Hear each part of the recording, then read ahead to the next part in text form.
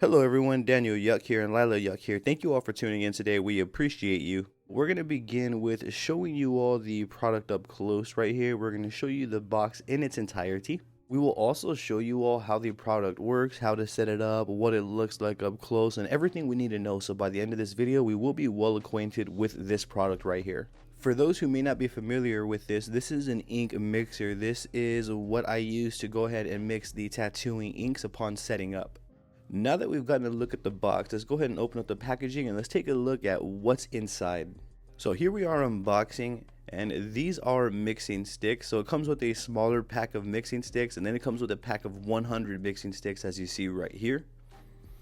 So those are the mixing sticks for the ink mixer, and this is the unit itself. This is the ink mixer right here.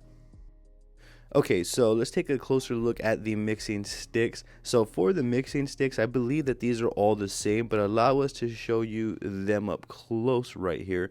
And this is what we are going to attach to the unit to mix the tattooing ink. For those who are curious, they are made of like a plastic material. I can't be too sure a specific type of plastic, but I do know that they are made of a plastic material, and the heads are all the same. I haven't noticed any differences in the heads right there. They all appear to be the same in the small 10 count bag and in the 100 count bag as well. Allow us to show you the other bag of mixing sticks so that we can confirm if they're the same and or different here. And as I stated, they appear to be the same. It doesn't appear to have any different shapes on the tips there where the mixing goes into the pigment. They all appear to be the same. And I just want to reiterate and confirm that and show you all that here as well. So it does come with a lot of mixing sticks for us. This is the mixing unit. Allow us to unwrap it and show you up close. For those who are curious, it is battery operated. It does require two AA batteries, and those are very easy to input. We will show you that here shortly. This is a unit in its entirety up close. It's very light, but when we put the batteries in there, it does have a little bit of weight to it. That is where we're going to input the mixing sticks right there up top. So allow us to show you the mixer all the way around, full 360 view, top, bottom, all the way around, so that way you can get real acquainted with what you can expect on your end. So that's what the unit looks like up close in its entirety. Allow me to share with you how we go about installing the two AA batteries. And as you can see, the bottom part unscrews from the top part, and it comes apart like this. And the AA batteries are going to go into the bottom portion, or that's how we go ahead and set it up. So the flat part of the AA battery is going to go face down like so, with the button face up, and then the same thing for the second battery, flat part face down, button face up. And then you're going to want to screw back on the top part of the unit like so.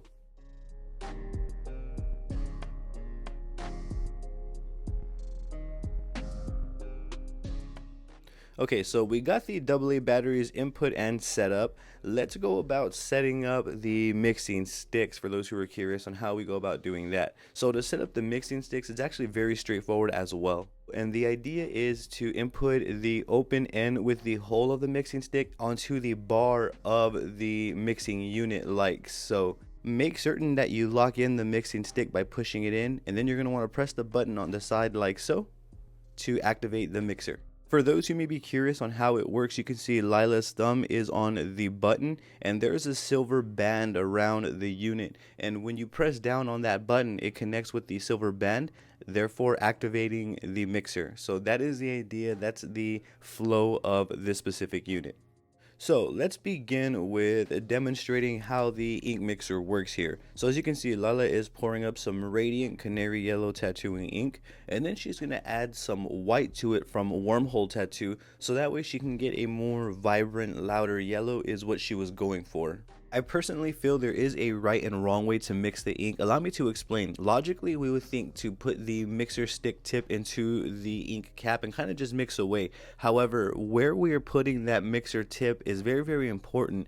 This is a session that we did, and we put the mixer tip a little too light into the surface, and as you can see, it created a big old splat, a mess everywhere.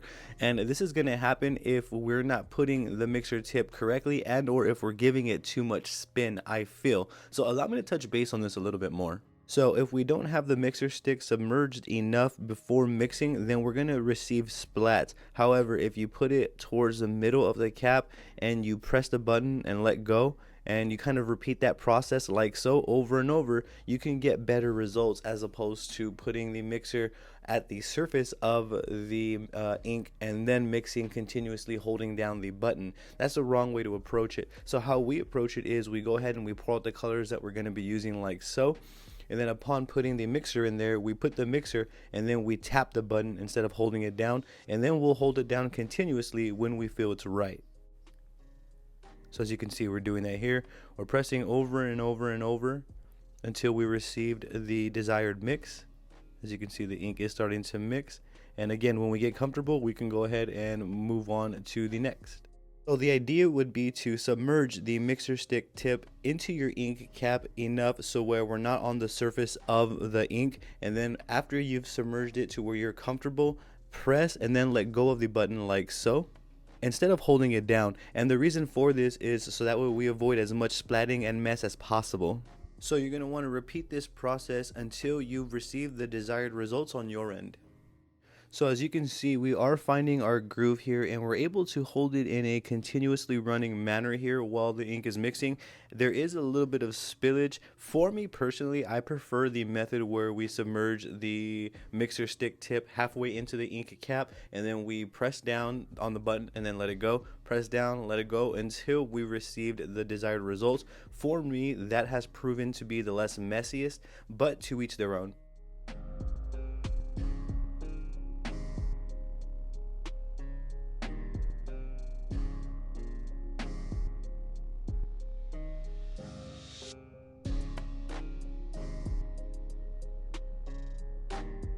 Now allow us to share with you all one last demonstration here of the ink mixer, and in our opinion this is going to be a great tool for those who do like using colored inks. If you like making your own colors, if you need to mix any way, shape or form your tattooing inks, this is well worth the investment right here. We do feel that this is an all-around good unit to have for those again who are going to be doing a lot of mixing throughout their tattooing sessions.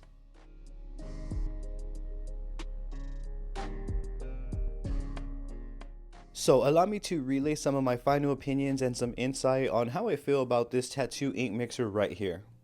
So for those who are going to be using colors and or who need the ability to mix their pigments, this is a great tool for the arsenal and for multiple reasons. It's very user friendly, easy to wipe down, easy to install the batteries, and on top of that, it's easy to get the hang of it. We got the hang of it within like maybe a 3-minute span, 1 to 3 minutes. It didn't take us long to find our groove with this unit right here.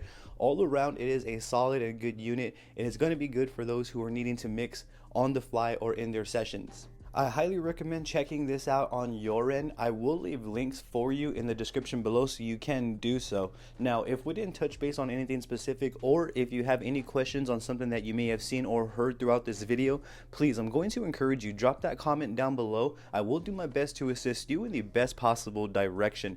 I also have social medias all under the same name as this YouTube channel. I have Facebook, Instagram, Twitter, and TikTok. I would truly appreciate the support on there as well.